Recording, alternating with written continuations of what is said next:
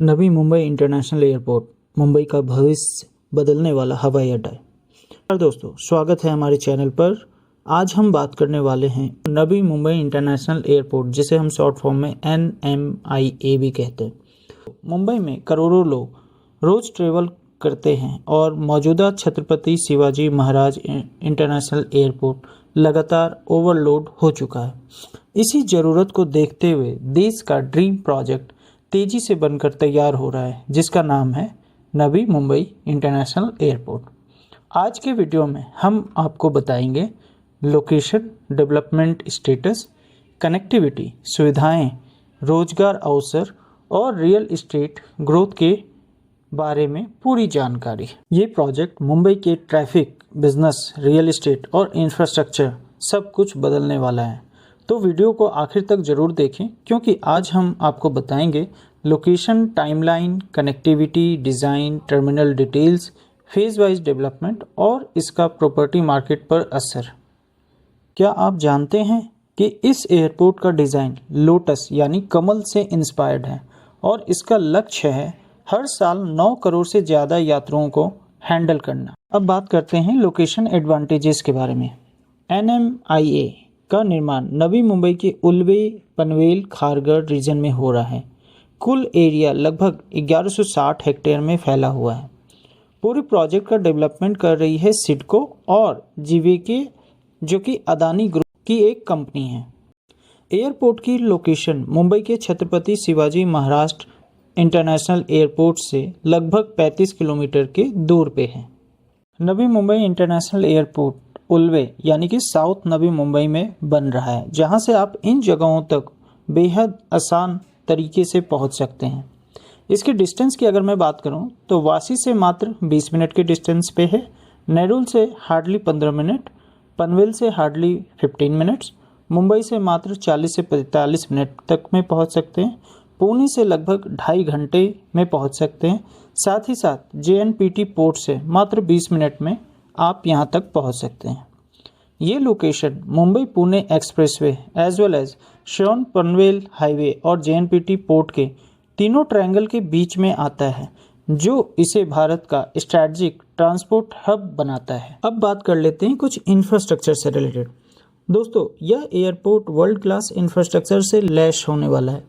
यह एयरपोर्ट दुनिया के टॉप इंटरनेशनल एयरपोर्ट की तरह मॉडर्न टेक्नोलॉजी से लैस होगा, जहां टोटल 6 रनवे होंगे। लगभग 90 से 100 मिलियन सालाना पैसेंजर्स की क्षमता रखने वाला ये एयरपोर्ट होने वाला है। 24/7 ऑपरेशन होगा। हाई स्पीड बैगेज सिस्टम भी होगा। कार्गो हब और बिजनेस एयर जोन से लैस होने वाला है। साथ ही साथ AI बेस्ड फेशियल रिकॉग्निशन भी होने वाली है। एयरपोर्ट 4 फेज में बनाया जाएगा और पहला फेज पूरा होते ही 20 मिलियन पैसेंजर हर साल सफ़र कर पाएंगे। अब बात कर लेते हैं डिज़ाइन एंड आर्किटेक्चर से रिलेटेड। इसका डिज़ाइन दुनिया के टॉप आर्किटेक्ट जहा हदीद आर्किटेक्ट्स ने किया है, जिसके मुख्य बेनिफिट्स एंड फीचर्स हैं कमल inspired terminal, futuristic glass structure, multi level terminal, दो पैरेलल रनवे, साथ ही साथ cargo hub as well as MRO, जिसे हम मेंटेनेंस, रिपेयर एंड ओवरऑल भी कहते हैं, उससे लैस होने वाली है। अब कुछ इसके कंस्ट्रक्शन प्रोग्रेस एंड फेजेस के बारे में बात कर लेते हैं।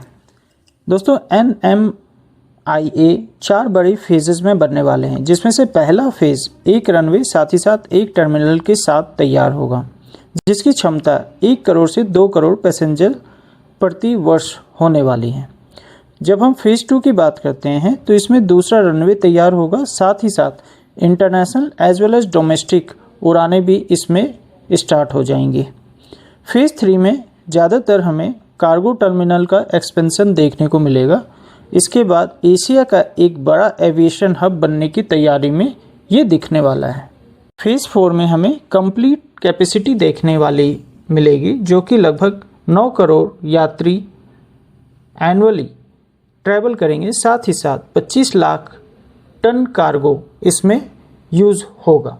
अगर मैं इसकी कनेक्टिविटी की बात करूं दोस्तों, तो नवी मुंबई एयरपोर्ट केवल एयर कनेक्टिविटी नहीं बल्कि मल्टी मॉडल ट्रांसपोर्ट नेटवर्क का सबसे बड़ा सेंट्रल बनने वाला है, जिसमें नवी मुंबई एयरपोर्ट की सबसे बड़ी ताकत है इसकी कनेक्टिविटी।